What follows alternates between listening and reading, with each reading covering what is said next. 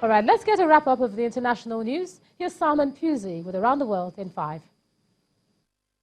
Good evening from the Channel's newsroom here in London. A criminal investigation has been launched following the deaths of at least 7 tourists in Hungary. A sightseeing boat carrying a group of South Koreans capsized after a collision with another vessel on the Danube River. 7 people were rescued, but 21 others are still missing. A massive search operation is underway, but police say there's little chance of finding any more survivors. CCTV has been released showing the moment the smaller boat seen in the background under the bridge was hit by the much bigger luxury passenger vessel. A felvételeken az látható, hogy a kis hajó az a hableány, hegymenetnek megy, tehát északra tart mind a 2 hajó, a Viking is, a Viking a nagyobb hajó, és amikor beérnek a Margit híd 2 pillére közé, akkor a hableány nevű hajó az valamilyen oknál fogva befordul a Viking elé. Jelenleg épül ki a ponton, amire a buvárok ne tudnak menni, és azt, hogy pontosan mikor lehet majd kiemelni, azt csak azt akkor tudjuk majd megmondani, amikor tudjuk, hogy a hajó mennyire sérült, hiszen egy ütközésről van szó, nem mindegy, hogy maga a hajótest, a hajógerinc milyen állapotban van, ez akár napokig is eltarthat majd ez a kiemelés. A snap election has been called in Israel after Prime Minister Benjamin Netanyahu failed to form a coalition government. Parliament passed a bill to dissolve itself less than 2 months after the last general election. The new vote is set to be held in September. אנחנו ננהל מסע בחירות חד, בהיר, ובו אנחנו ננצח.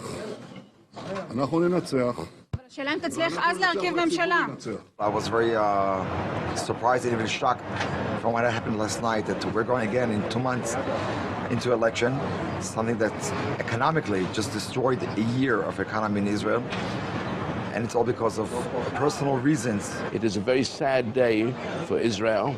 We've become like a third world country when people are worried about their personalities instead of about the country's politics. It's too bad what happened in Israel. It looked like a total win for Netanyahu. He's a great guy. He's a great guy. And now they're back in the debate stage and they're back in the election stage. That is too bad. A top Austrian judge will become the country's first female chancellor. The president introduced Brigitte Bierlein as the interim leader after Parliament voted Sebastian Kurz out of office.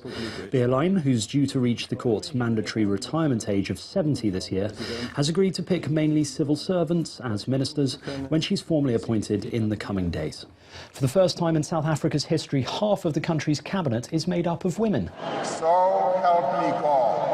Cyril Ramaphosa, who was sworn in as president last weekend, also announced he's reduced the number of ministers from 36 to 28 to cut spending and improve efficiency. All South Africans are acutely aware of the great economic difficulties that our country is going through right now. But they are also aware of the constraints that have been placed on our public finances. It is therefore imperative that in all areas and spheres of government, we place priority on revitalizing our economy, while at the same time exercising great care in the use of public funds. More than 20 people were killed when a bus carrying Catholic pilgrims and a cargo truck crashed before bursting into flames in southeast Mexico. 30 others were injured and taken to hospital. Emergency officials believe one of the vehicles lost control of its brakes going downhill. WikiLeaks says it has grave concerns for its founder, Julian Assange, whose health has reportedly deteriorated significantly. The 47-year-old, who's fighting extradition to the United States, was due to appear in court via video link from Belmarsh prison, but his lawyer said he was too ill to attend. He's currently serving time in the UK for breaching bail conditions, and he's wanted in the US, where he's accused of leaking classified information. An American group building what it claims is the first private wall on the Mexican border has been forced to stop construction. They were presented with a cease and desist order after it was ruled the project lacked the necessary permits.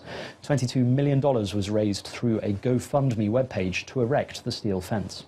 And finally, a baby believed to have been the smallest in the world has finally been discharged from hospital. Called Sabi, she was just 245 grams, the weight of a large apple, when she was born at 23 weeks.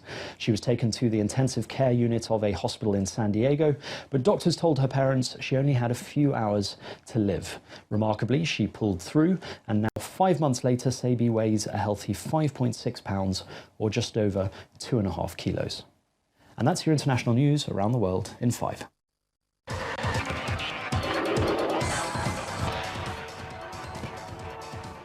The Flying Eagles of Nigeria earlier this evening forced the Ukraine to a 1-1 draw in their final Group D match at the ongoing FIFA Under-20 World Cup. Ukraine frustrated the Flying Eagles' attack for much of the first half. Danilo Sikan headed home from close range in the 30th minute to give Ukraine a 1-0 lead. Mohamed Tijani's penalty kick in the 47th minute after VAR confirmed that Denis Popov handled Tijani's shot on goal and showed the two sides shared the spoils. Madrid will deploy some 4,700 security personnel for Saturday's English Champions League final and ban trucks in the area around the city centre and the stadium for what has been deemed as a high risk for all the fans. Well, that's a wrap in sports news. The news at 10 continues shortly. Thanks a lot, Ayotunde. And the main news again. The Court of Appeal today upheld Senator Ademola Adeleke's candidacy in the 2018 governorship election in Osun State.